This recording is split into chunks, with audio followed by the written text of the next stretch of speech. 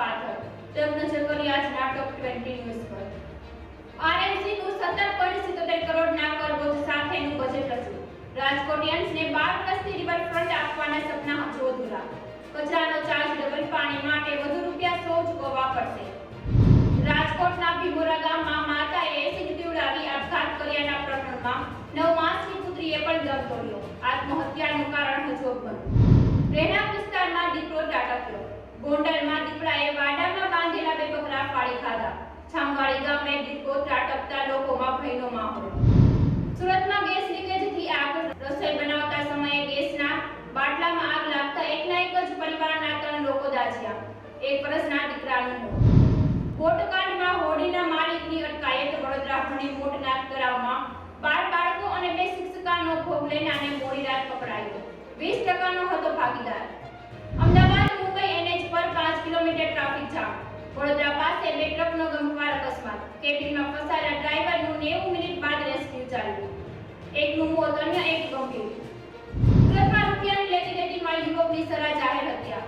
શહેરની કુખ્યાત ગેંગના માણસોએ ચપ્પુથી લોહિયાળ જંગ ખેડ્યો. ગૃહ વિભાગમાં 56,000 જગ્યા ખાલી. હાઈકોર્ટની ટકોર પછી સરકારે પોલીસમાં 12,000 જગ્યા ભરવા એફિડેવિટ કરી.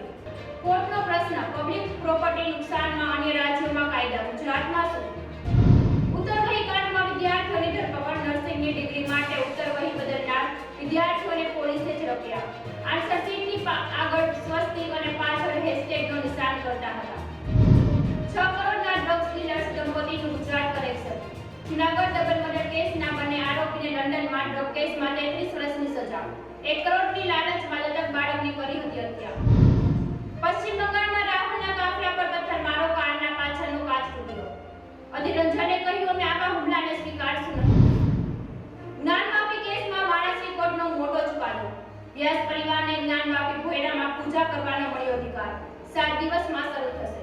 ડીએમની સૂચના પર પૂજારીની નિમણૂક કરવામાં આવશે. રાષ્ટ્રપતિએ આપ્યો મોદી સરકારના દાયકાનો હિસાબ. અભિભાષણમાં મુર્મુએ રામ મંદિરથી રેશમ સુધીની સિદ્ધિઓ ગણાવી. કાલે નિર્મલા સીતારામન રજૂ કરશે વચગાળાનું બજેટ. સાક્ષી મલિકે સંજય સિંહ પર સવાલ ઉઠાવ્યા. કહ્યું, WR5માંથી સસ્પેન્ડ કર્યા પછી ખેલાડીઓને નકલી પ્રમાણપત્ર વેચવામાં આવી રહ્યા છે. સરકારે પગલાં લેવા જોઈએ. દારૂ કૌભાંડમાં ઈડીએ દિલ્હીના સીએમ અરવિંદ કેજરીવાલને 5મી વખત મોકલ્યું સમન્સ. 2 ફેબ્રુઆરીએ પૂછપરછ માટે બોલાવ્યા.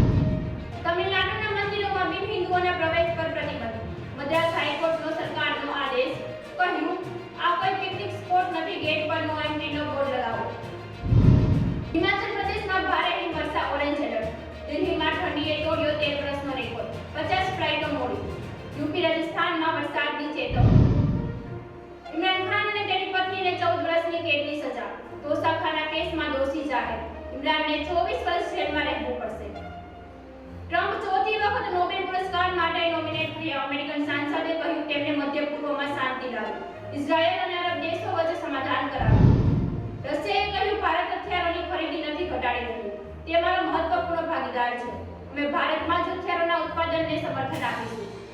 હાલ સમાચારમાં બસ આટલું જ. વધુ વિગતો માટે જોતા રહો ગુજરાત ન્યૂઝ. અને આપને જો આ ન્યૂઝ પસંદ આવ્યા હોય તો તેને લાઈક અને સબસ્ક્રાઇબ કરો. વડે પરના સમાચાર મેળવવા નીચે આપેલ નંબર પર હાઈ લખી